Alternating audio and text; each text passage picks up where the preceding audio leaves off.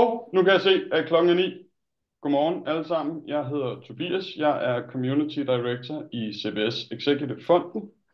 Det er fredag den 22. november. På søndag er der en måned til jul. Og denne fredag er vi glade for, at I har valgt at bruge 3 kvarter sammen med os på at tale om generationsledelse. Jeg har i dag Anja og Uffe med mig. Jeg skal nok fortælle i detaljer, hvem Anja og Uffe er om et øjeblik. Jeg skal bare lige have lov til at sætte scenen og komme med et par praktiske kommentarer. Som sagt, vi skal tale om generationsledelse. Vi har sat den lidt længere under overskrift på det, at vi skal drøfte, hvordan erfarne ledere kan tilpasse deres ledelsesstil til de yngre generationers forventninger og undgå de typiske faldgrupper, der er hen over denne her generationskløft. Vi har valgt at bygge det op rundt omkring 3 centrale spørgsmål. Hvad blev så svært ved ledelse? Og hvad er de konkrete eksempler på det? Hvad kan den yngre generation af ledere, som vi, og det vil sige generation X, ikke kan? Og skal vi ændre ledelsesstil, eller er det i højere grad de yngre, der må tilpasse sig den verden, de træder ind i? Og i givet fald hvordan? Inden vi kaster os ud i det, og jeg giver en ren introduktion til Anja og Uffe, så skal jeg lige sørge for at sige, at I sidder alle sammen i et Zoom-webinar-kald. Det vil sige, at I er stumme. I er muted per default, og vi kan ikke høre, hvad I siger. Men vi vil selvfølgelig rigtig gerne have jeres spørgsmål med i dialogen i dag. Og derfor vil jeg bede jer om at bruge Q&A-funktionen. Der er 2 delefunktioner i Zoom. Den ene hedder Q&A, den anden hedder chat. Vi kan bedst lide den, der hedder Q&A, så I ikke søger at stille jeres spørgsmål i det. Vi kommer til at gøre det sådan, at når jeg lige hurtigt har fået introduceret Uffe og Anja på næste slide, så forsvinder jeg. Og så taler Uffe og Anja i en lille halv time, mens jeg holder øje med Q&A-funktionen. Og så når klokken bliver i rundetal 9:30, så begynder jeg at stille de spørgsmål, som I har stillet i Q&A'en til Uffe og Anja, så vi kan få jeres perspektiver og jeres refleksioner med. Er I ikke søde at bruge det? Det bliver altid sjovere, når det er jer, der styrer showet. Anja er ejer af, Anja Skov Andersen, og advokat, tidligere advokat og executive coach, og kører adskillige kurser her hos os i regi af CBS Executive Fonden. Herunder forhandlingsteknik, både på dansk og på engelsk. Og så står Anja også for en masterclass, som kommer senere på lige præcis det her tema, generationsledelse. Uffe, tusind tak, fordi du vil være med os i dag. Også Uffe er stifter og direktør i kommunikationsbyrået Publico, siger man det, Uffe? Publico. Beklager mange gange. Med spansk udtale. Og så har Uffe tilladt sig at tage en bestyrelsesuddannelse et andet sted end her hos os i CBS Executive Fonden, men jeg er sikker på, at det har været en god oplevelse alligevel, Uffe. Uffe, du har fyret dig selv, og det er selvfølgelig enormt spændende, når vi taler generationsledelse, og derfor vil vi enormt gerne høre din historie. Men Anja er meget bedre til at stille dig de rigtige spørgsmål, så jeg vil i virkeligheden bare give den over til jer og sige take it away, venner. Vi glæder os til at høre. Tak, Tobias. Og kæmpe tak, Uffe, fordi du stiller op her fredag morgen. Og Selv tak. vil bruge tiden på at endnu en gang fortælle om, hvad pokker det var, der skete, da du ligesom gik viralt. Jeg stod i badet og hørte P1 Morgen, og lige pludselig så tonede din stemme frem, hvor du sagde, at du simpelthen havde fyret dig selv som leder. Og så tænkte jeg, at det bliver jeg simpelthen nødt til at høre noget mere om, fordi det er et emne, der optager mig enormt meget, og som jeg arbejder med. Og jeg bliver sådan en lille smule fortvivlet over, at gode kræfter som dig med så meget erfaring, og jeg kender dig jo fra tidligere, så jeg ved, at du er et godt menneske, kaster håndklædet i ringen, og så man siger, det overgår jeg sgu ikke. Jeg må hyre nogen til at gøre det her. Så Uffe, det første, jeg har lyst til at spørge dig om, selvfølgelig, det er, hvad pokker var det, der blev så svært, at du tænkte efter årtier, altså du har jo ledet i årtier, og startet din egen virksomhed og vækstet den og alt muligt. Så hvad pokker var det, der lige pludselig efter flere årtier gjorde, at du sagde, det gider ikke mere? Ja, altså, man drømmer jo om at blive kendt for noget, man er god til. Men jeg gik lidt viralt med det her LinkedIn-opslag om, at jeg havde fyret mig selv. Så nu, hvis jeg googler mit navn, så de første 5 sider af Google, det er noget med, at jeg er en dårlig leder og har fyret mig selv.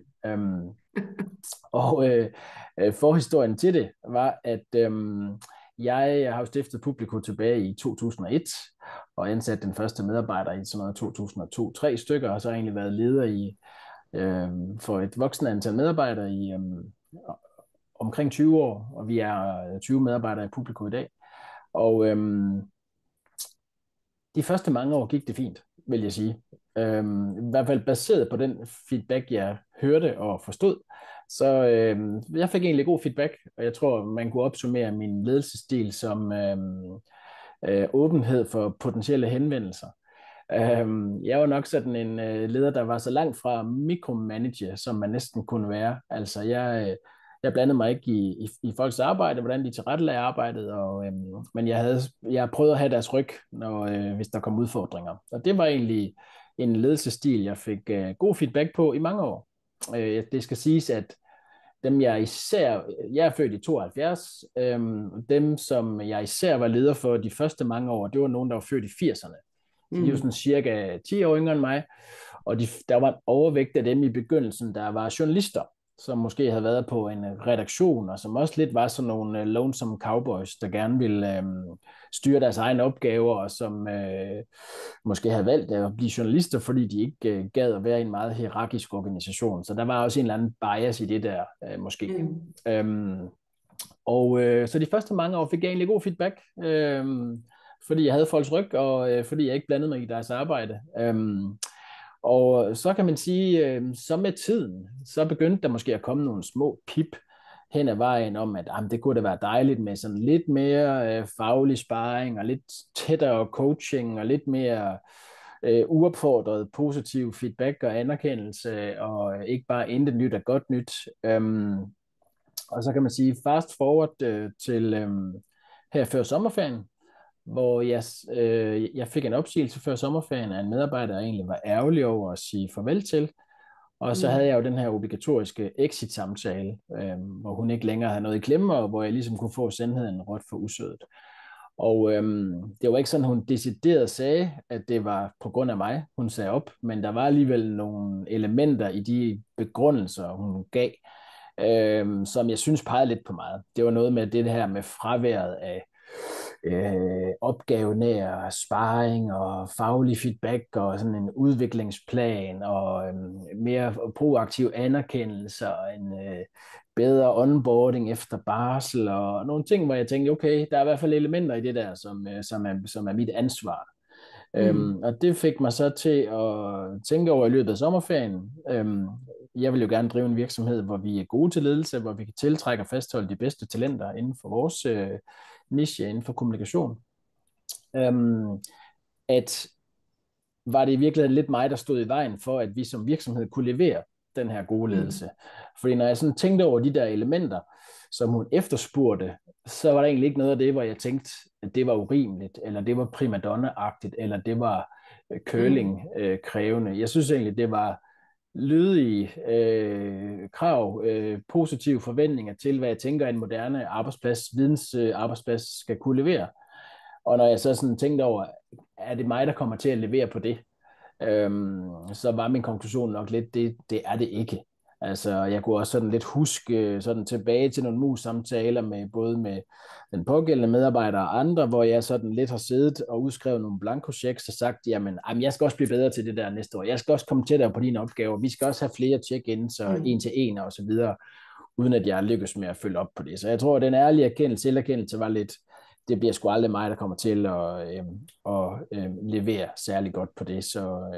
Og der er jeg så privilegeret med at have nogle kolleger i mit ledelsesteam, som ikke bare er 10 år yngre end mig, men som også måske er mere interesseret i ledelse, som er mere interesseret i at bygge tættere relationer med medarbejderne, og som i virkeligheden har nogle bedre skillsets end mig i forhold til at levere god ledelse. Så det blev baggrunden for, at jeg træffede den beslutning, og at vi efter sommerferien ligesom omorganiserede os på en måde, så vi trak mig ud af personaleledelsesligningen. Mm. Okay, tak. Altså, og jeg summerer lige op, så må du korrigere mig, hvis jeg misforstår noget. Men det, jeg hører dig sige, det er, at det gik sgu meget godt, øh, så længe jeg sådan lidt havde hyret mine egne kloner, uden helt at have været klar over det. Men hen over tid, så kan man ikke blive ved med at, altså, så vil man gerne have nogle af de unge kræfter med, og så bliver det lige pludselig, så bliver det svært. Og det, jeg også hører dig sige, det er, at det var ikke det, der optog dig. Altså det var at komme tæt på medarbejderne, altså hvor det der blik for, at der er noget her, de efterspørger, som jeg faktisk ikke er den bedste til at give, og måske heller ikke har lyst til at lære at give. Fordi man kan sige, at du er jo privilegeret, Uffe, på den måde, at det er din egen virksomhed, så du kan selv bestemme. Og du kan jo også bestemme og sige, jamen så må jeg budgettere med, at der så er nogle mellemledere eller en personaleleder og betale for det. Men jeg gætter på, at der sidder en hel del derude, som, hvad hedder det, som ikke har det valg. Altså som enten er mellemledere eller er indehaver og simpelthen ikke har mulighed for at hyre en buffer. Og derfor så er jeg selvfølgelig optaget af, hvad pokker, som du ser det, skal de gøre i forhold til at komme til at lede de unge bedre, eller motivere dem bedre. Fordi Ja. der er for stort et spild, altså om vi kan lide det eller ej. Der er for mange, der vælger visse brancher fra, og der er også for mange, der efter en lang uddannelse og ret kort tid på arbejdsmarkedet smutter. Og det er jo dyrt, både for virksomhederne, men det er på sin vis også, synes jeg, trist for de unge selv. Så i forhold til at tage fat i det første, du siger der med, at jeg var god til at lede i starten. Altså jeg tror faktisk, min efterrefleksion er, at hvis dem, jeg var leder for i starten, havde haft modet og et vokabularium til at efterspørge det, som nogle af de her millennials og generation Z-typer har haft, så tror jeg egentlig også, at de ville have værdsat de ting, som de yngre medarbejdere har efterspurgt. Jeg tror egentlig ikke, det i hvert fald ikke udelukkende er en generationel ting, hvor der er nogen, der har nogle andre ønsker og krav. Jeg tror, der er kommet nogen, der med en anden selvtillid og pondus og et sprog og nogle forventninger, som har gjort, at de har kunne sætte ord på nogle almene forventninger til god ledelse, som jeg faktisk tror, at både nogen på min egen alder, jeg er generation X, og dem, der er lidt yngre, faktisk vil værdsætte. Vi har bare ikke turt stille de krav. Og i forhold til, hvad man sådan kan gøre, hvis man ikke har mine muligheder for ligesom at delegere den videre, jamen så noget af det er i hvert fald dem, som jeg er lykkedes bedst med, også af dem i den yngre generation. Det er dem, jeg på en eller anden måde har fået en tættere relation med, fordi vi har haft gensidig god kemi, eller fordi at de har haft det svært i en periode, hvor jeg ligesom er blevet loopet mere ind i deres verden, og fået bygget en tættere relation. Og det er i hvert fald en af de ting, jeg tænker, hvis jeg ligesom havde ryggen mod muren, og var tvunget til at forblive personaleleder, og gøre det nu som det bedste, jeg kunne, så hvad kan man sige, noget af det, som mine 2 kolleger, der nu har fået ansvaret, har gjort, det er jo at tage individuelle samtaler med alle medarbejderne om, hvad er det egentlig for en ledelsesstil, jeg skal levere for at være et godt match til dig. Og der er sandheden jo nok egentlig, at det er ret forskelligt, også på tværs af generationerne, at det ikke sådan, så alle bare vil have check-ins hver dag og proaktiv anerkendelse hele tiden. Der er egentlig også eksempler både fra yngre og ældre, som stiller nogle andre krav, og jeg tror også, det har noget at gøre med livsfaser. At der er nogle ting, vi efterspørger i starten af vores karriere i 20'erne, der er nogle andre ting, vi værdsætter, mens vi har små børn, og igen nogle nye ting, når vi kommer i 40'erne og 50'erne, og altså den midt i eller slutningen af vores karriere.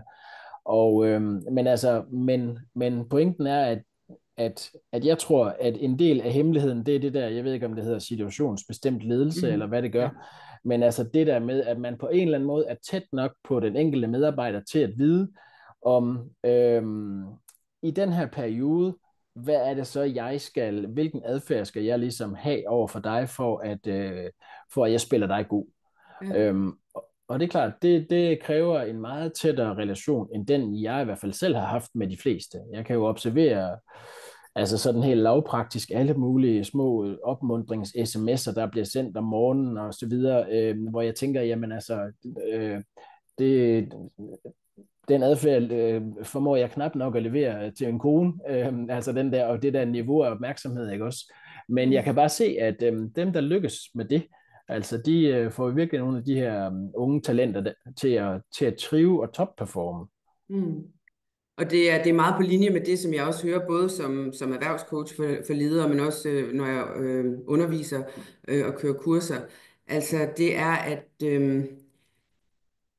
før i tiden, der var det sådan, jamen sådan her er det i den her virksomhed, og enten så kan du ligesom svømme i det vand, eller også så må du finde dig et andet sted. Og arbejdsmarkedet var vel også sådan, at man kunne sådan lidt nemt få en ny, især en ny ung. Og det der er det Der er jo nye i i hvert det fald der. et eller andet med magtbalancen, som jo Ja, også er anderledes. ja. Og med det mener jeg jo ikke, at vi ældre eller midaldrende ledere og arbejdspladser bare skal lægge os fladt ned for alle ublu krav, der bliver stillet.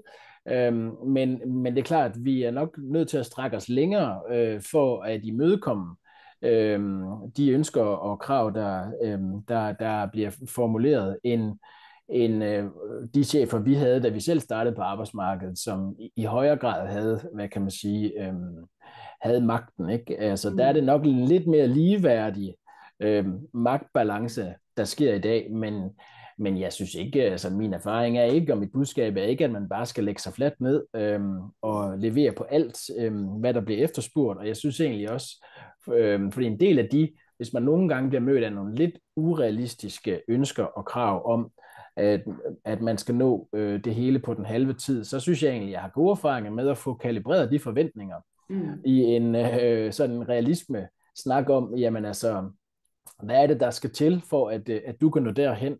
Altså i vores verden, der kan det jo være noget med, at man gerne vil have en bestemt type faglige opgaver, fordi man gerne vil udvikle sig inden for de kategorier.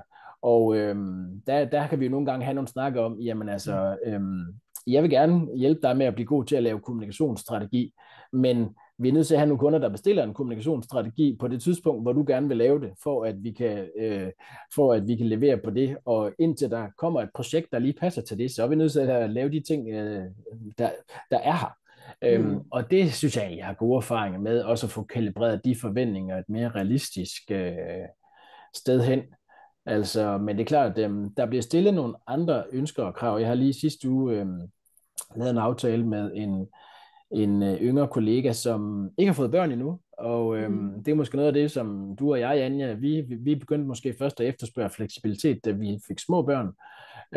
Jeg synes, altså, og jeg synes, noget af det, der måske er karakteristisk også for nogle af de yngre, det er, at de egentlig efterspørger den fleksibilitet, også når de er i 20'erne, og når de er singler i 30'erne. Og i det her konkrete tilfælde, der har jeg en medarbejder, som gerne vil arbejde 4 uger fra Bali, fra et eller andet freelance community derude. Og det er jo ikke lige sådan den perfekte tidszone i forhold til at passe med kundernes arbejdstid og så videre, men det er jo sådan et eksempel på noget, hvor jamen, der har vi strakt os i retning af at sige, jamen altså, hun har leveret en mega god indsats, hun er generelt fleksibel, og over for os, de ting, vi forventer af hende, jamen så er det måske fair nok, at vi så strækker os i retning af hende og siger, jamen fint nok, så får vi det til at fungere med at arbejde fra Bali i en periode, ikke? Wow. Så prøv at jeg summerer lige op igen, fordi altså det, jeg hører dig sige, det er, der er nogle punkter, hvor vi som Generation X er nødt til at se anderledes på det. Og jeg ville da også gerne have arbejdet fra Bali, altså, men det faldt mig aldrig nogensinde ind at stille det spørgsmål. Og jeg tror også, jeg var blevet grinet ud af huset, hvis jeg havde gjort det. Og der er vi nødt til at sige, jamen kan den medarbejder levere fra Bali, jamen, så er vi nødt til måske at være mere fleksible og sige, okay, men omvendt så er der også nogle ting, og det er nok også noget af det, jeg synes, vi lige skal snakke om. Der er også nogle urealistiske forventninger nogle gange fra den yngre generations side, så rigtig meget af generationsledelse, det handler i virkeligheden om at bygge den bro. Altså, jeg kommer til at tænke på et konkret eksempel med en leder, som gik i erhvervscoaching, og så siger hun kommer ind ad døren, og så græder hun. Og han siger det med sådan en foragt. Altså sådan, hvad fanden er det her for noget? Altså, hvad skal jeg deale med det for? Fordi hun ikke kan komme til CrossFit 4:30. Og så får jeg det bare sådan, hvad fanden Anja, hvad fanden foregår der? Altså dengang, og så er historierne jo heller ikke blevet dårligere, vel? Dengang jeg gik gennem sneen om Ja, ja, søndagen med avispapir om ja, benene ja, for at komme på arbejde gratis, ikke også? Der var der fandme ikke nogen, der græd jeg ikke. Så der er sådan en, der er en bro, der skal bygges mellem, hvordan vi som ledere midt i livet, det gør så ondt, når du siger midaldrende, eller jeg kan ikke huske, ja, hvor du brugt, men det er jo sandt. Der er det er noget, sandt. vi skal lære for at kunne give det, som vi ikke selv har fået, men som er fuldstændig afgørende for, at vi har et personale og nogen at lægge opgaver til.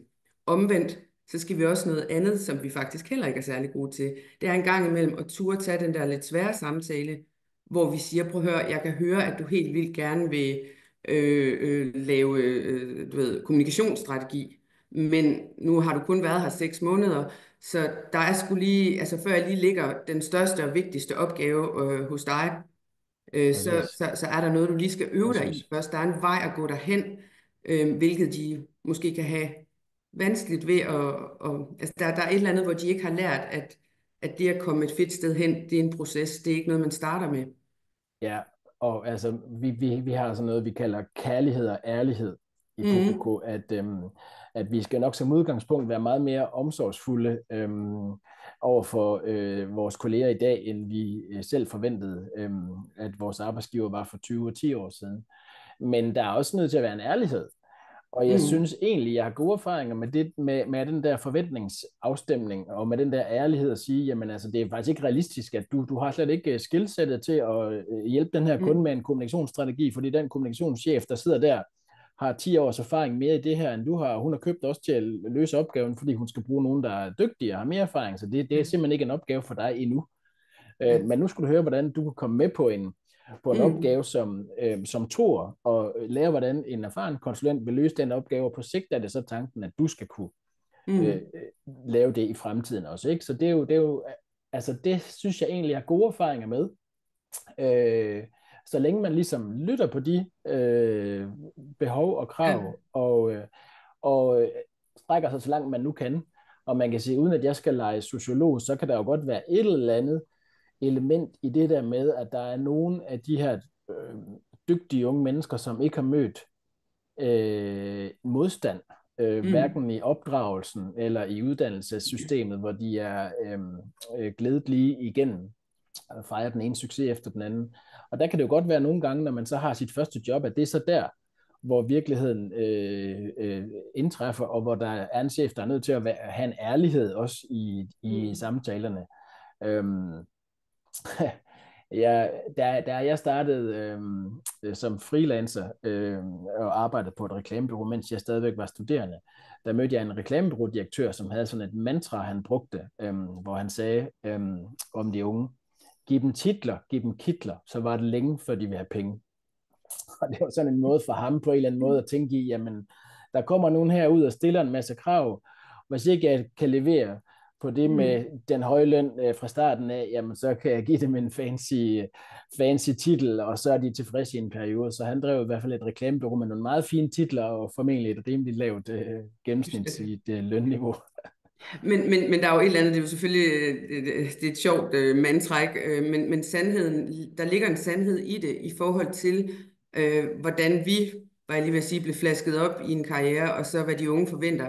Og det er det her med at arbejde med anerkendelse, altså at der er et stort behov, og det er også noget af det, som vi snakker om på den masterclass, CBS Executive udbyder. Altså det er jo en generation, der er vokset op med konstant feedback, enten i form af likes på sociale medier, eller i form af forældre, der har tjekket meget ind med dem. Hvordan har du det? Hvad vil du gerne? Og om man kan synes om det eller ej, som jeg plejer at sige, det kan vi jo alle sammen have personlige holdninger til, men virkeligheden er det et vilkår. Så uanset hvad man personligt synes er rimeligheden i det, så er det noget, man er nødt til at forholde sig til. Og en af de lavest hængende frugter, simpelthen, det er anerkendelse. Det er at sige, og når jeg siger anerkendelse, så mener jeg egentlig anerkendelse i bred forstand. Så anerkendelse, når de laver noget, der er rigtig godt, men jo også anerkendelse, når man er nødt til at tage den lidt svære samtale og sige, prøv at høre, jeg ved godt, Benny Børge, at du drømmer om at lave strategikommunikation for, du ved, Novo. og du har været her 6 måneder, og det er min største kunde, og jeg anerkender virkelig din ambition og dit ønske om at gøre det her, og jeg ved godt, at det er lidt frustrerende, at det, jeg lægger til dig nu, det er, at du skal skrive en tekst til en tandpasta-annonce. Du ved, men så der ligger jo også en anerkendelse i, ja, jeg ved godt, jeg ikke giver dig det, du gerne vil have, og det holder jeg sådan set fast i, men jeg anerkender din ambition og dit ønske, og jeg vil gerne hjælpe dig derhen. Så i virkeligheden står ledere jo i dag over for et enormt relationsarbejde, som de overhovedet ikke egentlig har nogen forudsætninger eller uddannelse i at skulle på en eller anden måde praktisere. Det, altså...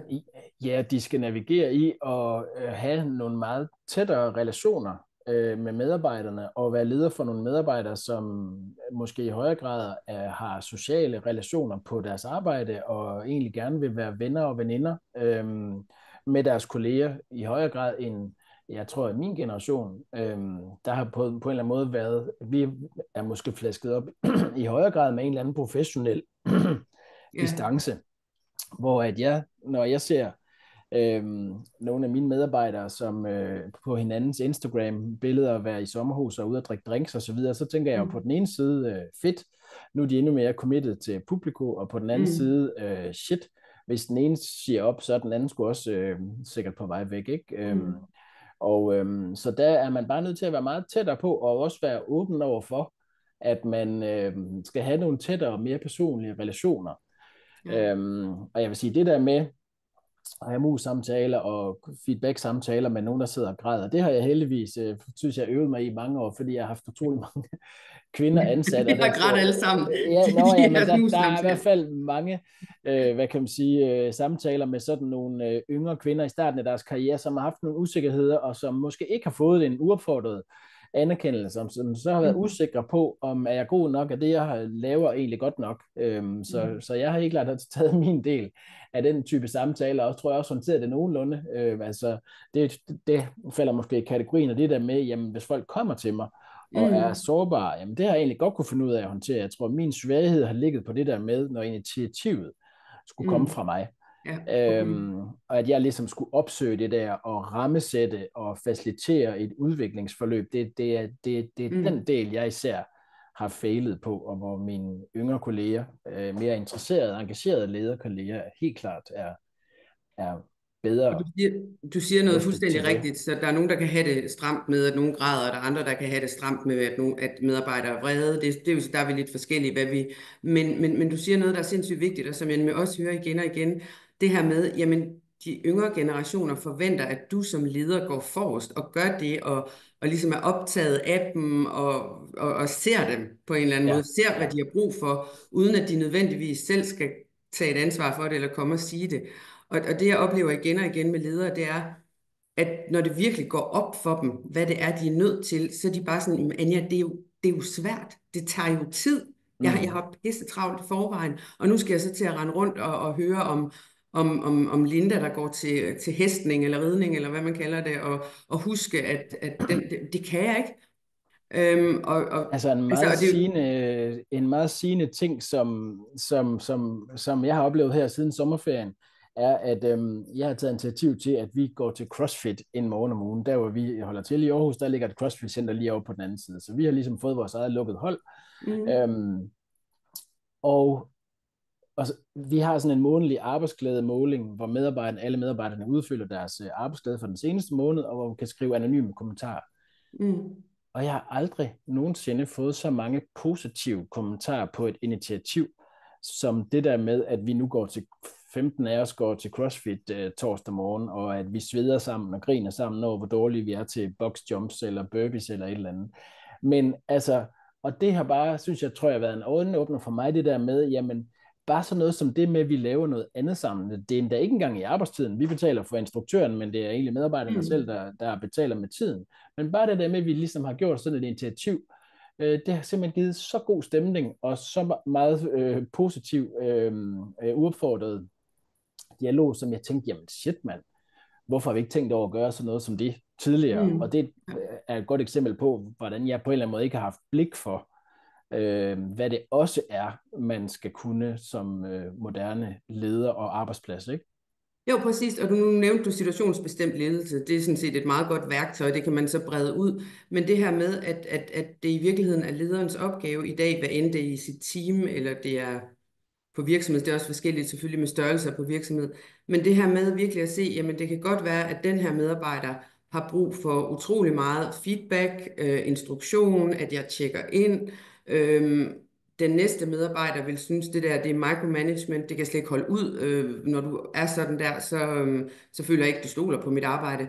Så det er os som ledere, der skal begynde at være nysgerrige på, hvem vores medarbejdere, eller stakeholders og team, eller hvad vi kalder det, hvem de er. Og så skal vi kunne tilpasse vores stil i virkeligheden til, altså møde dem der, hvor de er. Og vi kan selvfølgelig være bevidste om, hvad for nogle præferencer vi selv har, men det nytter ikke så meget. Og det er det, jeg mener med, at når det Ja, virkelig op og for en, det så er det virkelig tror jeg også er helt svært. centralt, det du siger der, at hvor det måske engang var sådan, at vi som yngre medarbejdere håbede, at vi fik en chef, der havde en ledelsesstil, der passede til os. Ja. Så kan man sige, så er det i højere grad op til moderne ledere i vidensvirksomheder at kunne tilpasse deres stil. Man er selvfølgelig den, man er, og man har sin personlighed med ind i ledelsesopgaven, men jeg tror, dem der evner det bedst, og dem, der har de teams, der performer bedst, det er dem, der på en eller anden måde, som du beskriver der, kan tilpasse deres stil, og være så meget i synk med, hvor den enkelte medarbejder er henne, at de kan tilpasse stilen til det. Ja, og jeg vil bare lige tilføje en ting, og så kan jeg se, at Tobias han sidder klar med nogle spørgsmål. Så det er den ene del, at jeg kan tilpasse min ledelsesstil, men det er der også, og det er også noget af det, som jeg synes er meget vigtigt, det er det her med, hvordan kan vi også som ledere sætte nogle sunde grænser, altså i forhold til, der er altså et urealistisk forventningsniveau, så hvordan kan jeg holde hjertet varmt, når jeg så også nogle gange som leder må træde frem og sige, prøv at høre, jeg kan godt se, at du gerne vil have det der, men det kan jeg ikke give dig, og det vil jeg ikke give dig, men uden at blive vred og irriteret og frustreret. Altså, hvordan, du ved, så det er jo de to ting, hvordan kan jeg blive tydelig, holde fast i de stærke værdier, men fleksibel på, hvordan jeg udtrykker det, og måske også genoverveje, om ja, nogle opgaver kan godt løses på Bali. Ja, præcis. Tak, Uffe. Tak for en enormt spændende snak, og tak fordi du fortæller historien nu, for det har givet anledning til en hel masse gode spørgsmål og kommentarer. Og dem skal vi lige nå. Vi kommer ikke til at nå alle jeres gode spørgsmål, men jeg skal nok prøve at opsummere, sådan at vi kommer bredt rundt. Fedt. Der er en god portion, som alle sammen peger hen af, hvad der sådan i mit hoved hedder ungdom nu til dags. Altså, ungdom har altid været irriterende for de gamle nisser. Og jeg kan også høre mine forældre stå og sige, hvor er I dog nogle åndssvage unge, og det bliver noget værre lort med hele den her generation, der kommer ud nu. Kunne vi ikke have haft den her snak for 50 år siden også? 40 år siden? 30 år siden? Jo, og jeg synes i virkeligheden også, at det der mediecirkus, jeg selv var igennem efter min offentlige selvfyring der var jo en masse sociologer, som lever af at holde foredrag om generationer, som havde travlt med at gøre det til sådan en generationskonflikt, hvor det ligesom var sådan nogle arketyper på nogle generationer, at generation X leder er sådan, og generation Z medarbejder er sådan. Og det køber jeg ikke rigtig fra min virkelighed. Altså, der tror jeg, det er meget mere nuanceret, og det kan godt være, at der er nogle fælles karakteristika på de der generationer, men der er også bare noget, der er unge adfærd, der er midaldrende adfærd. Altså, jeg synes, jeg oplever, at når man er i starten af sin karriere og er i 20'erne, så har man nogle typer af behov for ledelse, og når man kommer i 30'erne og har små børn, har man nogle andre behov, og når man kommer i 40'erne, har man nogle andre behov, og jeg synes, jeg efterhånden har mange eksempler på tidligere unge medarbejdere, som bliver lige så småborgerlige som vi andre, når de får realkreditlån og de første børn og så videre, ikke? Altså, så er der nogle andre krav, man stiller sig. Jeg tror, man skal passe på med at gøre det til sådan en generationsting. Altså sådan som jeg ser det, så synes jeg i højere grad, det er et spørgsmål om, at der er nogen fra de yngre generationer, som sætter ord på nogle ting, der er mere almene. Og så har vi sikkert alle sammen mødt nogen, der så måske polariserer de synspunkter lidt for langt ud, men jeg synes egentlig, fra min praksis, der synes jeg egentlig, jeg har god erfaring med at tale dem tilbage til virkeligheden. Men det er selvfølgelig noget med opdragelse. Det er selvfølgelig noget med, at jeg kan også se den måde, jeg selv opdrager mine børn på, og den relation, jeg har til dem, den måde, jeg er involveret i deres liv, og i deres fritidsinteresser, i deres venskaber og så videre, og deres planlægning af deres aktiviteter, det har mine forældre der aldrig været så tæt på. Og jeg har da aldrig, hvad kan man sige, lyttet så meget på mine børn på et så tidligt tidspunkt, eller mine forældre har aldrig gjort det. Så der kommer der nogen ud, der er opflasket med at have nogle forventninger til, at deres stemme skal lyttes til, også allerede, selvom de står helt grønne, nyudklækket på Og i den, arbejdsmarkedet. du taler ind til derude, for den er der også flere, der kommenterer på, altså, og I har også været lidt inde på det. Altså, er det ikke bare en curling-generation, der kommer ud nu, og skal de ikke bare lære deres plads? Fordi, ligesom vi skulle. Jo, altså, i en vis grad, men jeg tror, alene magtbalancen, alene konkurrencen om at kunne tiltrække og fastholde de dygtige, gør jo, at man som en arbejdsplads, der gerne vil vinde på menneskelige kompetencer, der er man jo på en eller anden måde nødt til at strække sig et godt stykke. Og der synes jeg bare, jeg har selvfølgelig kun erfaring fra min lille 20-mands virksomhed, og det er jo ikke sikkert, det er generaliserbart for alle, men der synes jeg bare egentlig, at vores generelle erfaringer med at strække os er, at vi behøver ikke at strække os nogle urealistiske steder hen for at mødes om nogle gode kompromiser. Vi strækker os længere, tror jeg, end vi ville tidligere, fordi magtbalancen er en anden, end den var for 10 og for 20 år siden. Men der er egentlig ikke noget af det, jeg synes, vi går med til, som er urimeligt eller er forkælet. Men hvis jeg lige må knytte et par ord til det, Tobias, fordi altså jeg har jo selv, det må jeg være ærlig at sige, været pisseirriteret over, altså jeg tror, vi talte sammen i går, Uffe, du ved, jeg betaler kassen for, at min søn går til klaver, han har en ung musiker, der kommer hjem, og så aflyser han et kvarter før, og jeg kan jo, om jeg er lidt syg, altså lidt syg, mand, det er et kvarter før, du skal stå her, jeg er ræset hjem fra arbejde, du kommer ikke, fordi du ikke gider, fordi det regner. Og der er bare sådan en, du ved, det vil vi bare aldrig tillade os selv, så der er ting, hvor jeg bliver enormt irriteret over den der, sådan, jeg gør bare, hvad der passer mig. Men omvendt har jeg også lært lidt, altså der er nogle ting, de skal lære, men der er også nogle ting, som jeg synes er enormt fede ved den unge generation. Altså der er også nogle værdier og nogle normer, som vi måske godt som ældre kunne blive inspireret af. Altså jeg tror også, man er nødt til at se på, at vi kommer til at trække tempoet lidt ud. Altså folk vil ikke dø for deres arbejde længere. De vil gerne have et arbejde, de vil gerne have det spændende, men de vil Præcis. ikke, de vil også være forældre, og de vil også have tid til venskaber. Og derfor så, hvis vi ikke faktorer det ind, så kommer vi, altså, så bliver man i hvert fald, altså ens egen personlige kapacitet bliver begrænsning på, hvad du kan producere. Mm. Ja, og det synes jeg er en god måde at sige det på, fordi måske så er de her unge generationer med til at forandre arbejdsmarkedet et bedre sted hen, fordi Ja. jeg tror, sådan som jeg har indtryk af starten på din karriere i corporate advokat firma, Anja, og i starten af min karriere, hvor jeg var iværksætter og arbejdede solen sort, det er der på en eller anden måde ikke nogen sunde arbejdsbalance, vi har ramt i de første år af vores karriere. Og der tror jeg da egentlig, det er fint nok, der kommer nogle generationer ud med nogle andre værdisæt og nogle andre mere afbalancerede forventninger til, hvordan skal et arbejdsliv egentlig være, hvor meget af min identitet skal det her arbejde egentlig fylde. Der tror jeg, Jo, at vi alle sammen kan lære noget. Og der ligger der en kæmpe ledelsesopgave, fordi vi er nødt til at hjælpe dem med at forventningsjustere, fordi der også er urealistiske forventninger. Og det er vi nødt til at gøre, samtidig med, at vi prøver at holde hjertet varmt for dem. Og det er jo det, der i virkeligheden er den svære opgave. Altså, hvordan kan jeg give det, som jeg ikke selv har fået? Og samtidig også, altså, at jeg bygge den bro mellem, og al forandring er jo vildt ubehageligt. Alle hader forandring, det gør jeg også. Og det er jo derfor, vi også som generation X bliver så frustreret. Fedt, tak. Så har vi lidt omkring den digitale verden i fremtiden, hvor opgaver og stillinger og metoder og vel i virkeligheden også organisationsformer bliver mere usikre, mere flydende. Hvad kommer det til at betyde for ledelsesopgaven? Det er et godt Ja, altså spørgsmål. det er jeg ikke sikker på, at jeg er den rigtige til at sige noget klogt om på den lange bane. Det, jeg synes, der er oplevelsen her bare på den korte bane, det er, at allerede det her med at arbejde hybrid, vi er endda en virksomhed, der kun har én lokation, men bare de her 20-25 medarbejdere, vi er, med 2 hjemmearbejdsdage og nogen ude på opgaver og så videre, det der med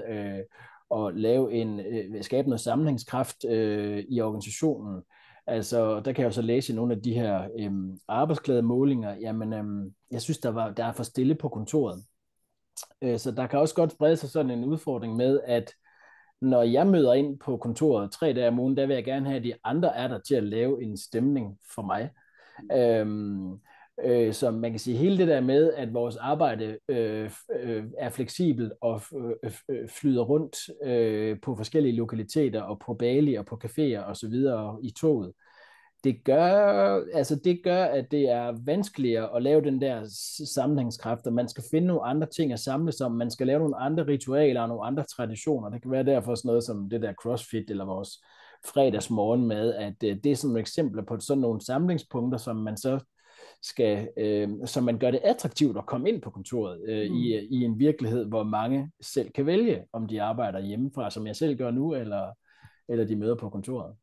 Men jeg vil egentlig godt knytte et par bemærkninger til det, på den måde, at det er et paradoks, ikke? Altså det er et paradoks, at den fedeste feedback, du får, det er, fordi I alle sammen sveder sammen og er sammen. Og samtidig så vil jeg gerne kunne arbejde fra Bali, ikke? Og jeg får sådan, fordi lige da jeg hørte spørgsmålet, så tænker jeg sådan, det ved jeg faktisk ikke, men jeg er jo også ekstra.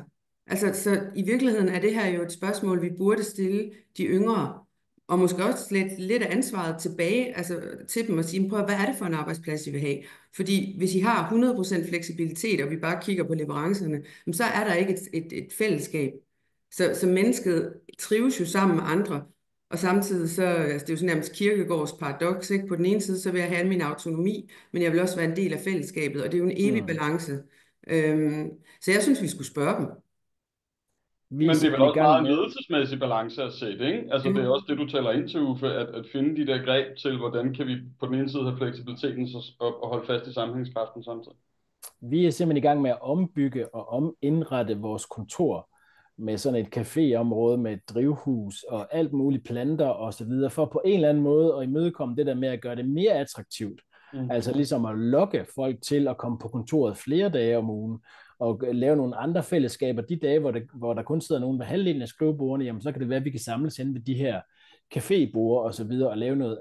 Så det er jo nogle grundlæggende forandringer med måden, vi arbejder på, som hvor man skal stå tidligt op for at følge med udviklingen og kravene. Hvor ledelsesopgaven er blevet enorm. Altså jeg sidder også og tænker, hold kæft mand, alt det jeg skal indrette træhuse med bæredygtighed, og jeg skal være halvt psykolog, og jeg skal også være tydelig og næsten have en forældreform for ledelse og vise vejen. Så ledelsesopgaven i dag er blevet sindssygt meget mere kompleks, end den var. Og det er selvfølgelig også derfor, at der er så mange, der slås med det. Jeg tror, vi kunne tale om det her i hvert fald en time nu, og det vil være spændende hele vejen igennem, men vi er ved at løbe tør for tid. Jeg synes, der er sådan et rigtig godt spidsformuleret spørgsmål her til allersidst, som jeg vil bede jer om at svare på 30 sekunder hver. Har I et bud på, hvad der måske sker, når den nye generation selv bliver leder? Det er et godt spørgsmål. Og det bliver et lidt kedeligt svar herfra. Jeg tror, at de i højere grad vil blive de dygtige af dem vil blive den form for leder, som de selv efterspørger nu. Altså dem, der formår det situationsbestemte, den nære relation, og tilpasse deres stil til dem, de har i deres team. Og så vil de ikke være tromlende på samme måde, som jeg tror, mange fra min generation har haft lidt den der, fordi jeg siger det, tilgang. Og dermed får du vel i virkeligheden også sagt, hvad ledelsesopgaven er til sådan nogen som os. Det tænker jeg. Og jeg tænker, hvis jeg skulle sige det kort, jeg er ret spændt på, hvordan arbejdsmarkedet i virkeligheden udvikler sig. Jeg tror, vi får mange flere hybrider, altså hvor folk i højere grad skifter, hvor de er selvstændige, hvor de arbejder konsulent- og projektbaseret. Og det er det, der er en enorm frihed i, men hvor man faktisk kun leder sig selv hele tiden. Og det kommer selvfølgelig med en pris, hvis det er den vej, det går, i forhold til den her sammenhængskraft, og også den ensomhed, vi alle sammen oplever i samfundet, hvor vi er connected hele tiden, men sidder hjemme alene. Men det kunne godt være min frygt. Tusind tak for tiden, begge to. Selv Vi tak. kommer lige til at Selv tak. lukke den her med. Tak, Uffe. Ja, Selv tak. tusind tak, fordi du stiller op, Uffe, og tilsvarende dig, Anja. Det er vi meget, meget glade for. Tusind tak for en rigtig spændende diskussion. Jeg håber, I har synes, det har været spændende derude. Også tusind tak for alle jeres gode spørgsmål. Hvis man har lyst til at lytte mere, så har vi som sagt en masterclass, der kommer her den 27. februar. Masterclass herinde betyder, at det var en dag. Så der har man et 1-dages kursus i, hvordan man skal håndtere nye generationer. Vi sender de her slides ud, vi sender optagelsen ud, så I kan referere tilbage til den fremadrettet. Vi har også en vinterskole her i CBS Executive Fonden med 3 5-dages programmer, som I også er meget velkommen til at kigge på. Ellers vil jeg bare sige tusind tak for jeres opmærksomhed. Igen, Uffe, Anja, tusind tak for en meget spændende diskussion. Det sætter vi enormt stor pris på. Rigtig god fredag, rigtig god weekend, rigtig god tur til Bali, og hvad I ellers finder på. Jeg skal ikke til Bali. Nej, det skal jeg desværre. Slet ikke. Fed weekenden i hvert fald, så Lige langt. måde. Jo, tak. Tak for nu. Tusind tak. Hej. Hej.